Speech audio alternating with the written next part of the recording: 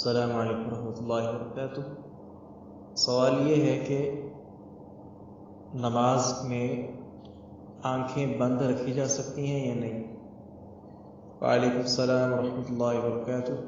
احادیث کے سیاق سے تو معلوم ہوتا ہے کہ آنکھیں بند رکھنا یہ مناسب نہیں ہے۔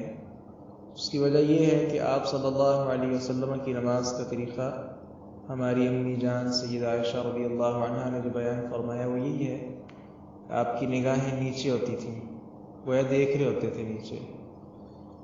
ویسے بھی نماز کے اندر سامنے سانپ آ جائے، بچھو آ جائے یا اور کوئی ایسی موذی چیز آ جائے تو نماز کے اندر ہی اس کو مارنے کا حکم ہے۔ لیکن اگر آدمی نماز پڑھ رہا ہے لائٹ بند کر کے، ہر طرف سے اندھیرا ہے، یہ بھی غیر مناسب ہے، کیونکہ کوئی بھی چیز آ کر اس کو ڈس لے، اسے نقصان پہنچائے تو یہ ایک خطرناک چیز ہے۔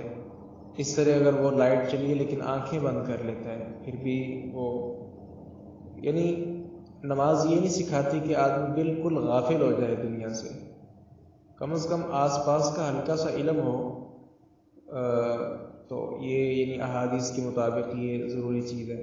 مثال کے طور پہ حدیث میں آتا ہے کہ آپ کے سامنے سے کوئی گزرنا چاہے، ہاں فلیدفعہ، اسے پیچھے کرے، فإن ابا فلیقاتلہ، لیکن اگر پھر کوئی آگے سے گزرنا چاہ رہا ہے تو اس کے ساتھ نماز کے اندر ہی لڑائی کرے۔